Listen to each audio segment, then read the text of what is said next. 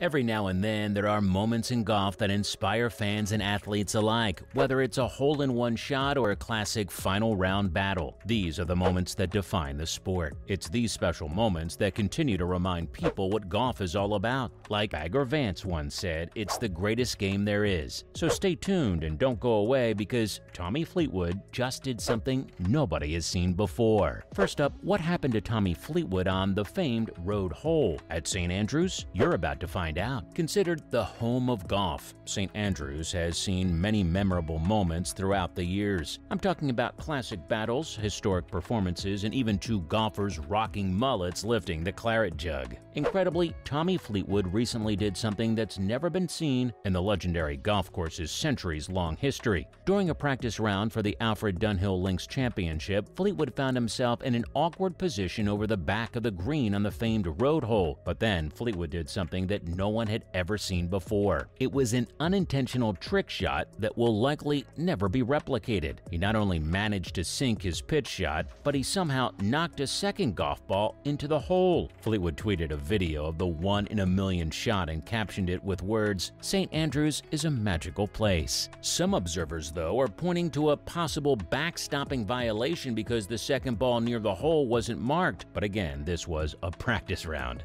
Fleetwood is playing alongside LIV golfer Brandon Grace for the DP World Tour event, which pairs a professional with an amateur and uses the old course, Carnoustie and Kings Barnes. Fleetwood will start the tournament at Carnoustie, where he set the course record of 63 back in 2017. Fleetwood now has an unofficial record at the old course as well for knocking in 2 golf balls with one swing. Great work, Tommy. Next up, the LIV Golf and PGA Tour being forced to compromise? Let's take a look. According to U.S. District Court Judge Susan Van Keulen, the discovery in the antitrust lawsuit brought by 3 players in LIV Golf against the PGA Tour is inappropriate. Lawyers representing LIV Golf and plaintiffs Matt Jones, Bryson DeChambeau, and Peter Uihlein argued that their initial request for discovery was appropriate, while attorneys for the PGA Tour argued that LIV's request was problematic. Judge Van Keulen said, "I appreciate LIV's idea of throwing the net far and wide, but you don't have time for it to be that broad." Similarly, the tour's response is too narrow. It's frankly just too fine. Both sides are going to have to compromise on this. LIV Golf's initial request covered nearly all the tour's employees for communications over a 4-year period and asked any prospective or any new professional golf tour or league or promoter of professional golf events. As of October 1st, the PGA Tour has produced 25,000 pages of documents with another 7,500 pages scheduled for delivery by Friday, October 14th. The documents range in type from email searches, relevant documents, board meeting minutes, and financial statements. And this is just the beginning of a process that's already become contentious. Lawyers representing LIV asked for communications from 83 individuals from the PGA Tour's organization chart, but for Judge Van Keulen, that was far too broad. In the end, Van Keulen ruled that the PGA Tour must provide a list of those who communicated on behalf of the PGA Tour regarding LIV-related subjects and indicate who on that list had verbal communications regarding LIV. Up next, what it's like receiving the bad kind of captain's pick phone call. Let's find out. For Mackenzie Hughes, life is beautiful right now. For Hughes, 2022 was filled with equal parts of low and high points, weird rules issues, and moments of great performance, followed by 4 straight missed cuts in July and August as the International President's Cup team was being put together. In the point standings, Hughes held the 14th spot. Not bad considering Hughes felt that he had played average golf the entire season. Unlike other professional sports where draft picks receiving phone calls only means good news, when it comes to pro golf teams, phone calls are more likely to be negative rather than positive. In golf, captains don't like to make bad phone calls, and players definitely don't like receiving them. That's why Hughes wasn't optimistic prior to Trevor Immelman's call. Hughes said, "I was a little bit nervous to get that phone call, kind of anticipating the bad phone call. Just because of the way the season finished, I just didn't have the good vibes. Had I been one of the guys he was really thinking about, I would have been in contact with him a little bit more. So I felt like I was going to get that phone call the wrong way, and I did." Ultimately, Hughes was selected for the President's Cup team, but he doesn't hold it against Immelman, the vice captains, or the analytics team that helped formulate the team team selections. Stay tuned and don't go anywhere because we're bringing you the latest golf news. Next up, what it's like playing golf in the Bronx at a Trump-owned golf course.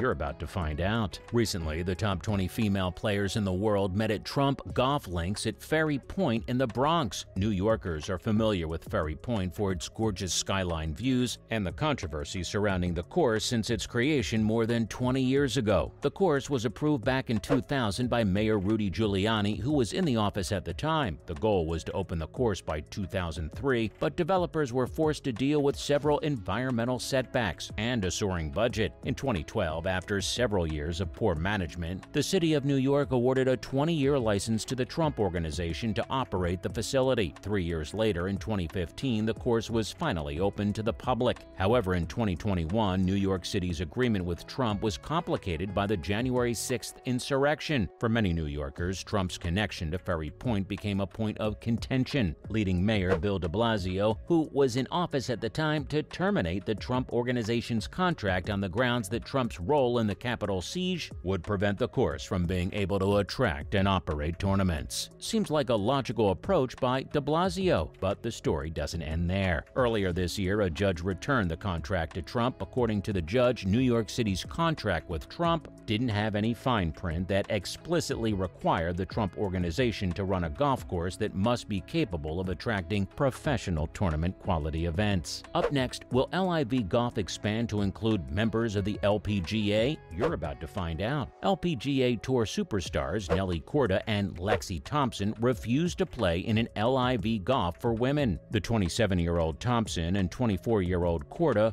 were recently in New York at Glen Oaks Club for the Aramco Team Series event, but a few weeks ago, Greg Norman hinted that he was still very much interested in launching a LIV Golf Series for women. LPGA Tour Commissioner Molly Marcoux Saman said she's open to engaging in a conversation with Norman, but stimulated that any sort of partnership would have to promote women's golf. Saman further added, there needs to be input from players and sponsors. There are a lot of factors to consider before we do business with LIV Golf. In a recent interview, Thompson was asked if a LIV Golf Series for women would receive the same level of scrutiny as the men's series and said, I would say that without the support of Aramco, LET would not be as strong as it is today. And I think they are growing the game of golf and women's golf, and I think that if you speak to any of the ladies' European Tour players, they are extremely grateful for this opportunity, and I think that's what Aramco is trying to do. They are trying to grow the women's game, and I support that fully. When Korda was asked if she would ever play in an LIV event, she replied, I can only speak for myself, but my eyes are set on the LPGA. That's all speculation to me. I'm focusing on the LPGA Tour and what's in front of me, and with all the LIV stuff going on, that's all speculation, and I don't focus on speculations. Finally, did Rory McIlroy and NBC Sports just make a massive donation to young aspiring golfers? McIlroy and NBC Sports donated $1 million to help young golfers through the Youth on Course initiative.